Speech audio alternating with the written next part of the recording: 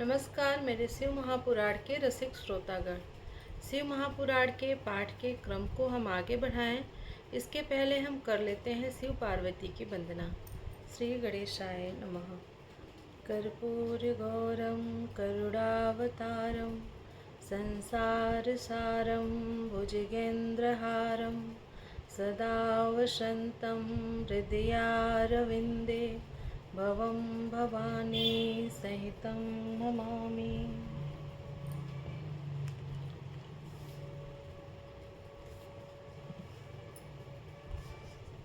आप लोग भी कर लीजिए पवित्र ग्रंथ का दर्शन।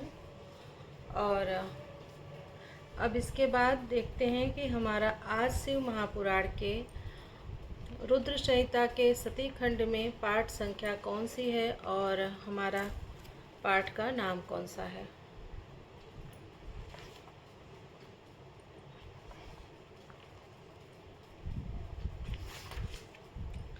तो आज हमारा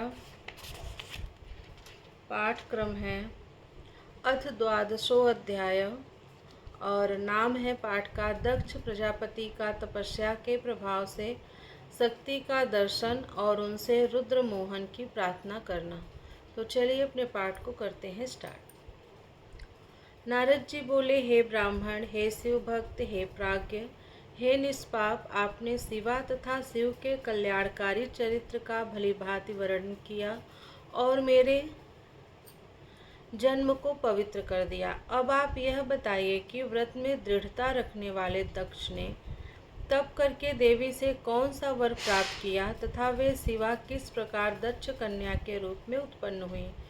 ब्रह्मा जी बोले, हे नारद, तुम इन मुनियों के साथ शिव में भक्ति रखने के कारण अत्यंत धन्य हो। उत्तम व्रत वाले दक्ष ने जिस प्रकार तपस्या की तथा वर प्राप्त किया उसे सुनो।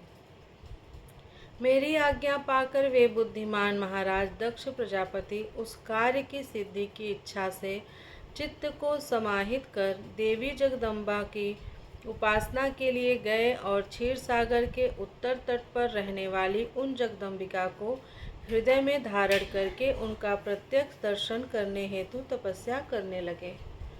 इंद्रियों को अपने वश में करके दृढ़वती उन दक्ष ने देवताओं के 3000 वर्ष पर्यंत नियम पूर्वक तप किया। उन जगन्मयी शिवा का ध्यान करते हुए दक्ष ने कुछ दिन पत्ते खाकर, कुछ दिन जल पीकर, कुछ दिन निराहार रहकर, कुछ दिन वायु पीकर उस समय को व्यतीत किया। इस प्रकार वे सुव्रत दुर्गा के ध्यान में संलग्न होकर बहुत समय तक तपस्या करते रहे और अनेक नियमों से देवी की आराधना करते रहे। तब हे मुनि श्रेष्ठ, अहिंसा, ब्रह्मचर्य आदि यमों से युक्त होकर जगदम्बा की पूजा करते हुए उन दक्ष के सामने जगदम्बा शिवा प्रत्यक्ष हुई। तब दक्ष प्रजापति ने उन जगन्मयी जगदम्बा को अपने सामने प्रत्यक्ष देखकर अपने को कृतकृत्य समझा। सिंह पर सवार कृष्ण वर्ण वाली सुंदर मुख वाली, 4 भुजाओं वाली, हाथों में वर अभय नील कमल तथा खड्ग धारण की हुई, मनोहर लाल नेत्र वाली, बिखरे हुए सुंदर बालों से युक्त, जगत की जन्मदात्री तथा सुंदर कांति वाली उन कालिका को प्रणाम कर दक्ष प्रजापति ने विचित्र वाणी से उनकी स्तुति की। दक्ष बोले, हे जगदम्बे, हे महामाये, हे जगदीश्वरी, हे महेश्वरी, आपने कृपा करके मुझे अपने रूप का दर्शन दिया है, आपको मेरा नमस्कार है। हे भगवती, हे आद्य, मुझ पर प्रसन्न हो। हे शिव रूपिणी, प्रसन्न हो। हे भक्तवरदे, प्रसन्न हो। हे जगन्माये, आपको नमस्कार है। ब्रह्मा जी बोले, हे मुने, संयत चित्त वाले दक्ष ने इस प्रकार महेश्वरी की स्तुति की। तब उनके मनोरथ को जानती हुई भी वे दक्ष से कहने लगी। देवी बोली, हे दक्ष, मैं आपकी इस भक्ति से बहुत प्रसन्न हूँ। तुम्हारे लिए कुछ भी अदेय नहीं है, अतः अपना अभिष्ट वर मांगिए। ब्रह्मा जी बोले, जगन माता के इस वचन को सुनकर दक्ष प्रजापति अत्यंत प्रसन्न होकर शिवा को बारंबार प्रणाम करते हुए कहने लगे। दक्ष बोले, हे जगदम्ब, हे महामाये, यदि आप मुझे वर देना चाहती हैं तो मेरे वचनों को सुनिए और प्रसन्नता से मेरा मनोरथ पूर्ण कीजिए।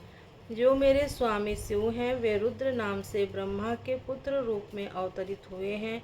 वे परमात्मा के पूर्णावतार हैं, परंतु अभी तक आपका अवतार नहीं हुआ है।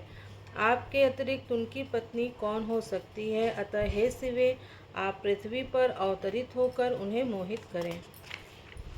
हे देवी, आपके अतिरिक्त अन्य कोई भी उन्हें मोहित नहीं कर सकती, इसलिए आप इस समय मेरी कन्या के रूप में जन्म लेकर शिव पत्नी बने।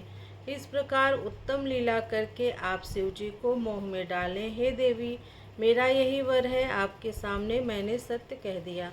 इसमें केवल मेरा ही स्वार्थ नहीं है, अपितु संपूर्ण लोकों का, ब्रह्मा, विष्णु तथा शिव जी का भी स्वार्थ है। इसलिए ऐसा करने के लिए ब्रह्मा जी ने मुझे प्रेरित किया है। ब्रह्मा जी बोले। दक्ष के इस वचन को सुनकर जगदम्बा मन में उन शिव जी का स्मरण करके हंसकर कहने लगी। देवी बोली, हे तात, हे प्रजापते, हे दक्ष, मेरी सत्य बात सुनिए। मैं आपकी भक्ति से अत्यंत प्रसन्न होकर सब कुछ प्रदान करने वाली हूँ। हे दक्ष, मैं महेश्वरी आपकी पुत्री बनूंगी, इसमें संदेह नहीं। मैं आपकी भक्ति के वश में हो गई हूँ।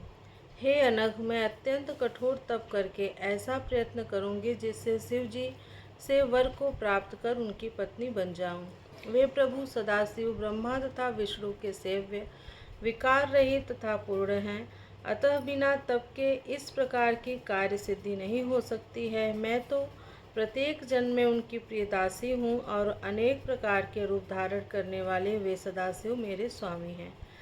वे वर के प्रभाव से ब्रह्मा जी की भ्रुकुटी से अवतीर्ण हुए हैं और मैं भी उन्हीं की आज्ञा से ब्रह्मा जी के वरदान से इस लोक में अवतार लूँगी। हे तात, अब आप अपने घर जाइए। मैंने अपनी दूती को सारी बात बता दी है।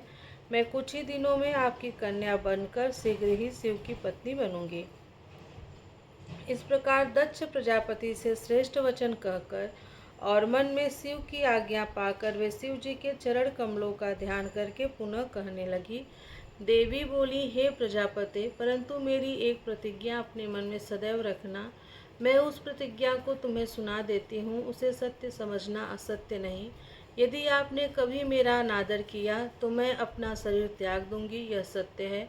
मैं सर्वथा स्वतंत्र हूँ, अतः दूसरा शरीर धारण करूंगी। हे प्रजापते, मैं प्रत्येक सर्ग में आपकी कन्या बनकर शिव जी की पत्नी बनूंगी। मैंने यह वरदान आपको दिया। ब्रह्मा जी बोले। इस प्रकार दक्ष प्रजापति से कहकर वे महेश्वरी उनके देखते देखते वहीं अंतर ध्यान हो गई। देवी के अंतर ध्यान होने पर दक्ष भी अपने घर चले गए और यह विचार कर आनंदित हो गए कि देवी मेरी कन्या बनकर अवतार ग्रहण करेंगी। इस प्रकार से शिव महापुराण के अंतर्गत द्वितीय रुद्र संहिता के द्वितीय सती खंड में दक्षवर प्राप्ति वर्णन नामक 12वां अध्याय पूर्ण हुआ। प्रियम शंकरम सर्वनाथम नमामि। हर हर महादेव। हरे नमः, हरे नमः, हरे नमः।